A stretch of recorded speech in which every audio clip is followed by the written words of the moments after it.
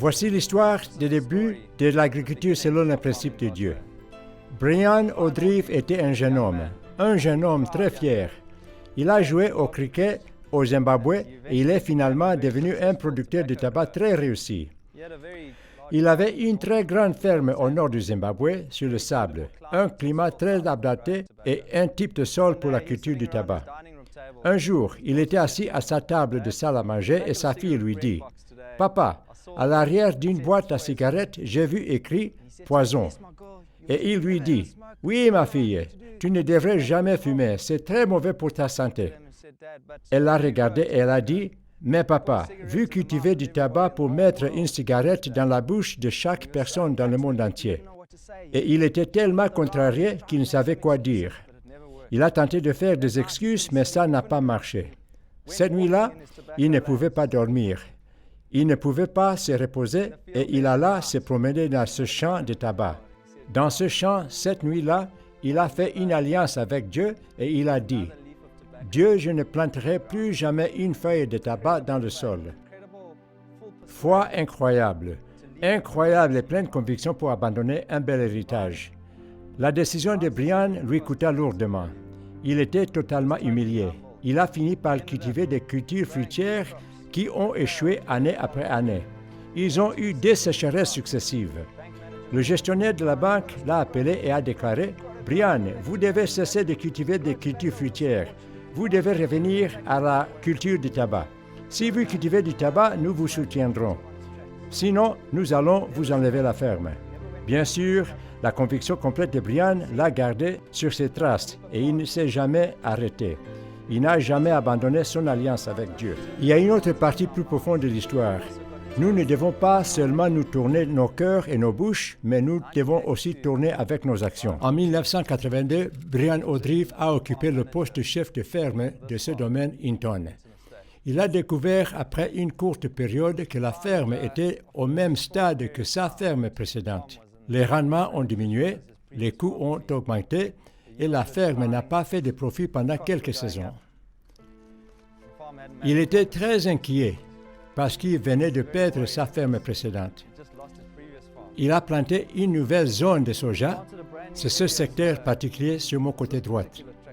Ils ont eu une tempête africaine typique après quelques semaines et ce déluge a provoqué la destruction massive par érosion des graines plantées. Le sol coulait sur une route comme celle-ci. Il était dévasté. Il alla rencontrer la propriétaire de la ferme, la veuve, et lui dit « Vous avez un gros problème. Nous avons perdu le champ dans ce déluge. » « Quel champ est-ce » demanda celle-ci avant d'ajouter en regardant « Brian, ne vous inquiétez pas. Cela se produit chaque année. » Il était tellement contrarié par ce mot qu'il s'est rendu compte que nous avions été infidèles avec le premier talent que Dieu nous a donné. Il dit « Dieu, que dois-je faire ?» Dieu répondit et dit « Brian, il est grand temps que vous me demandiez. » Brian a compris en ce moment-là que Dieu avait une solution pour tout. Nous devons juste venir à lui et lui demander. Il s'est rendu dans une forêt voisine et à cet endroit, Dieu lui a exposé comment cultiver selon les principes de Dieu.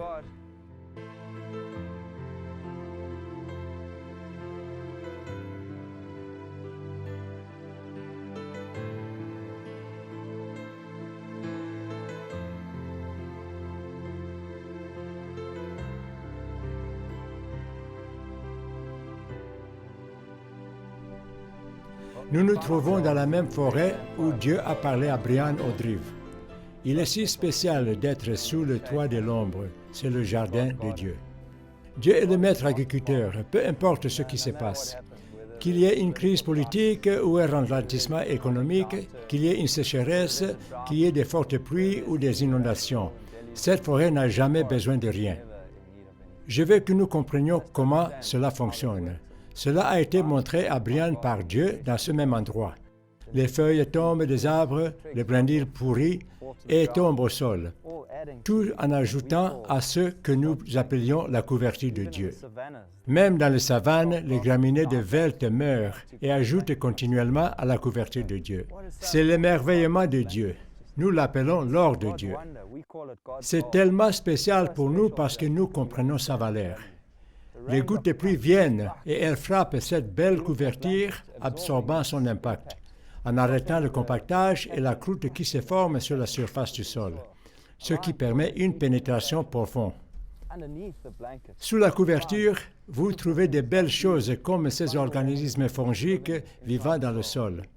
Si vous regardez de plus près, vous trouverez beaucoup de mycélium fongiques. Ceux-ci tiennent tous et lient le sol en libérant ces nutriments dans cette canopée. Dans le sol lui-même, il existe des organismes qui travaillent ensemble pour pouvoir rendre ce sol si souple. Je n'ai jamais travaillé ce sol avant et je peux le prendre avec mes mains. Vous allez dans une terre agricole et vous essayez de le faire, le sol a perdu toute sa belle texture et sa fertilité. Vous devez apprendre à considérer que les voies de Dieu sont bien plus élevées que nos voies. Nous devons nous retourner et le suivre de tout cœur. Dans la forêt, il n'y a pas de labour, il n'y a pas de brûlure du sol de la forêt ou de couverture de paillis. Nous devons nous tourner de tout cœur vers Dieu. C'était à ce moment-là que Brian s'est rendu compte qu'il devait faire de l'agriculture selon les principes de Dieu à grande échelle. Il a fallu beaucoup de foi et il a fait exceptionnellement bien. Après que Dieu a montré à Brian comment il fait son agriculture dans la création, Brian est allé faire des recherches et entendit tout sur le brossage américain. Comment ils avaient cessé de labourer. Puis, il a appris que ces gens étaient venus des États-Unis enseigner au Zimbabwe 10 ans avant d'apprendre de Dieu et de la création. Ces gars ont dit, « Ça ne marchera jamais, Brian, tu vas souffrir de compactage, il y aura des problèmes, des mauvaises herbes, il y aura des récoltes terribles, et tu vas lutter contre les ravageurs et les maladies. » Il était tellement convaincu et complètement persuadé dans son cœur qu'il a dit, « Il n'y a pas moyen, je dois faire ce que Dieu m'a montré. » Et alors, il a commencé petit. Et il a fait selon une norme élevée. Il a juste fait 2 hectares dans sa première saison. Et il a surpassé ce qu'il pensait qu'il atteindrait. Ce qui est incroyable à propos de cette histoire, c'est que Hinton a fait un profit cette année-là, en se tournant vers la première pierre de fond de ces 2 hectares. Et pourtant, ils n'avaient pas fait de profit depuis plusieurs années. Ils ont étendu l'année suivante à 70 hectares. Et puis 100 hectares, 200 hectares, 500 hectares et finalement toute la ferme. Mais cela ne s'est pas terminé. Les agriculteurs voisins de ce district étaient des agriculteurs commerciaux et ils s'appuyaient sur leur propre compréhension. C'est ce que nous avons dû apprendre dans cette histoire. Si nous continuons à nous appuyer sur notre propre compréhension et à ne pas être fidèles avec le peu, Dieu va nous l'enlever. Brian a commencé à appeler les agriculteurs commerciaux voisins. « Venez les gars, venez regarder ce qui se passe. C'est très excitant. Dieu nous a montré ce que nous devrions faire. » Ils étaient tellement orgueilleux et durs du cœur qu'ils ne l'écoutèrent pas. Il dit, « Brian, vous n'êtes ici que depuis 2 ans et vous voulez commencer à nous dire ce qu'il faut faire. Nos pères sont venus avant vous et nos grands-pères avant eux. Alors, ne commencez pas à nous raconter vos affaires de fantaisie. » Peu à peu, les fermes avoisinantes de ce quartier ont commencé à échouer. Et parce que Hinton a été changé par la bénédiction de Dieu de se tourner vers l'agriculture selon les principes de Dieu, les administrateurs ont commencé à acheter les fermes voisines et le domaine Hinton est passé de 1000 à 3500 hectares de terres cultivées. C'est une réussite merveilleuse. La clé secrète est de commencer petit et d'être fidèle avec peu.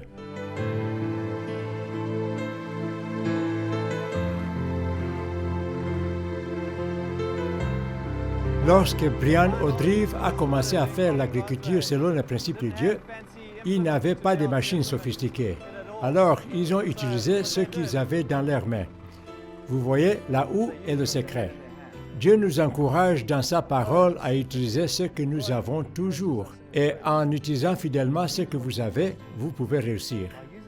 Initialement, lorsqu'ils ont fait leurs 2 premiers hectares, ils l'ont fait avec la houe. Quand ils sont parvenus à 50 hectares, ils l'ont fait avec la houe à nouveau.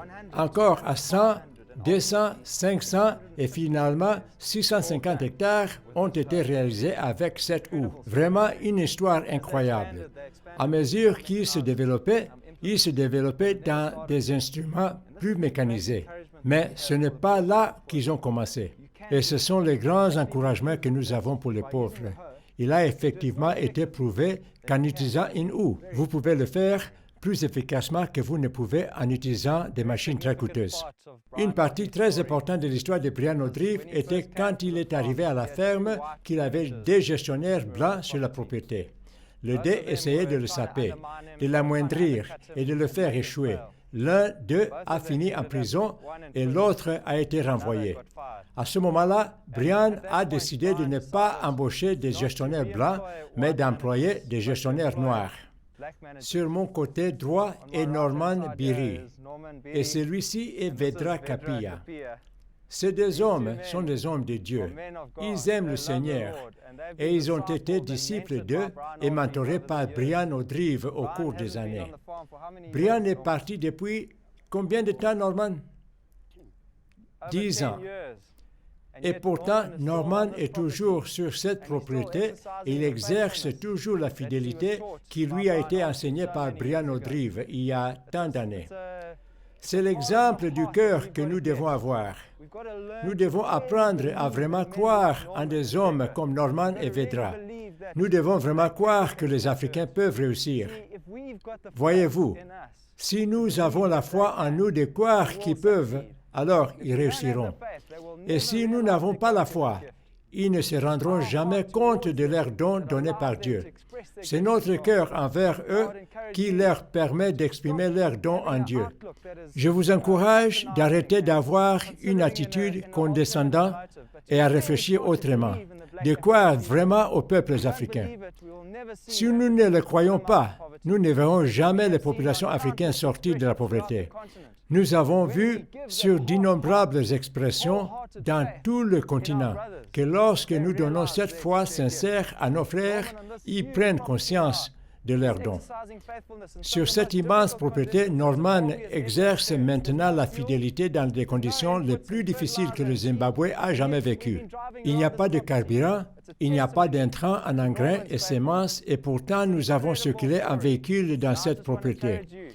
C'est un témoignage de la fidélité de Norman. C'est une histoire incroyable et je veux simplement vous encourager que les gens que vous servez dans la communauté où vous êtes peuvent aussi le faire. Là où je me tiens debout maintenant, la terre est rochereuse et j'ai eu une idée en demandant à Dieu. Maintenant, cet endroit fonctionne très bien. J'amène toujours mes petits-enfants ici et les montre et les dire combien Dieu est bon. Si vous travaillez avec Dieu, tu peux être très bon. C'était une terre pauvre et maintenant c'est une terre merveilleuse parce qu'il n'a pas été labouré. C'est pourquoi je dis que Dieu est merveilleux pour nous si nous travaillons avec lui. Tu peux être merveilleux. Je vous remercie. Quelle joie il est pour moi de me tenir dans cette belle culture de soja dans le domaine Hinton, où j'ai été encadré par Brian O'Dreaft et Norman Beery, qui sont les champions d'agriculture selon le principe de Dieu. J'étais employé par Brian O'Dreaft à Hinton en 1994 comme mélangeur chimique. De là, j'ai grandi en disciple de Christ et Brian, voyant ma foi, m'a promu pour devenir un coordonnateur de la ferme. De là, j'ai commencé à encadrer de nombreuses communautés au Zimbabwe et dans tout le pays.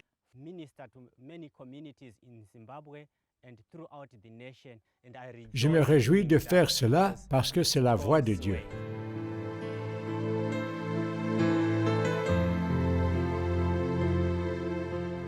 Nous sommes dans la salle de conseil de domaine Hinton. C'est là où Brian a encadré et formé ses gestionnaires dans l'agriculture selon les principes de Dieu. Il leur a enseigné à planifier à l'avance. Il leur a appris à garder des dossiers précis. Il leur a enseigné les principes de gestion, de faire les choses à temps, à des normes élevées, sans gaspillage et avec joie. Brian a réalisé des succès étonnants au domaine Hinton. Ils ont atteint 13,9 tonnes par hectare de maïs et 5 ou 6 tonnes par hectare de soja. Ils ont excellé. Ils ont remporté de nombreux prix et des récompenses au Zimbabwe.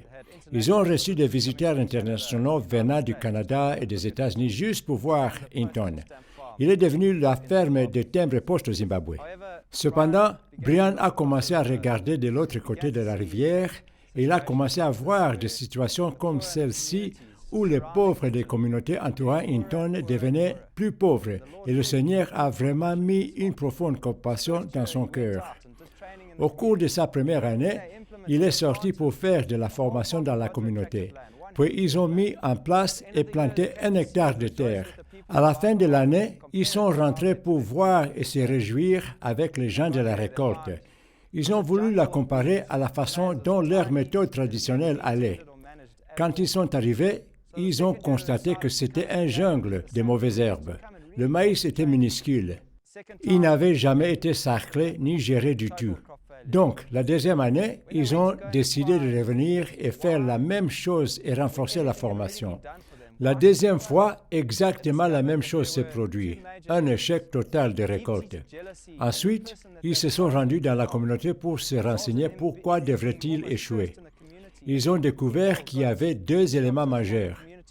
Une jalousie si profondément assise dans la personne qu'ils avaient choisi d'aider à entraîner qu'ils soient presque maudits par la communauté. Les gens ont appelé des sorciers de la communauté pour mettre des potions sur les coins de la terre, alors il a refusé de même entrer et d'arroser la terre parce qu'il avait peur. C'était une leçon pour Brian alors qu'il commençait à se rendre compte que l'agriculture selon les principes de Dieu n'est pas seulement une technologie. Nous ne pouvons pas tout simplement déployer les principes de non labourer, ni de ne pas brûler et de pratiquer les rotations. Il y a une image plus complète ici qui ne peut être vue que lorsque nous commençons à comprendre que faire les choses de Dieu commence dans le cœur. Il faut comprendre que l'agriculture et la vie reflètent l'abondance de nos cœurs en marchant avec Dieu. Donc, si nous avons la cécité, nous pouvons regarder à travers une rivière et voir 13,9 tonnes par hectare de maïs et nous ne croirons pas dans nos propres cœurs que nous pouvons effectivement le faire. Alors, lorsque Dieu, par Jésus, ouvre nos yeux, il nous enlève les écailles afin que nous puissions voir la gloire du Christ et, ce faisant, nous pouvons nous transformer et commencer à faire les choses à la manière de Dieu.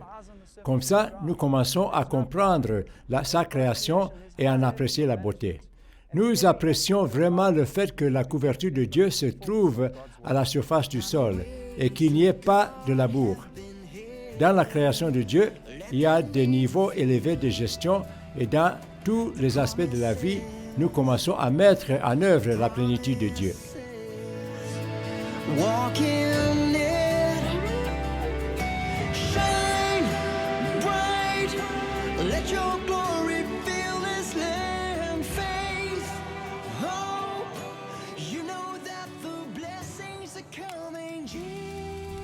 Une belle chose à propos de l'histoire de l'agriculture, selon les principes de Dieu, est que le corps de Christ a finalement saisi ce message du royaume et a pu l'amener dans de nombreux pays. Ce message est transmis aux plus pauvres qui, ensuite, élèvent leur tête et la gloire de Dieu est révélée sur la terre. La vérité est que le voyage vient juste de commencer.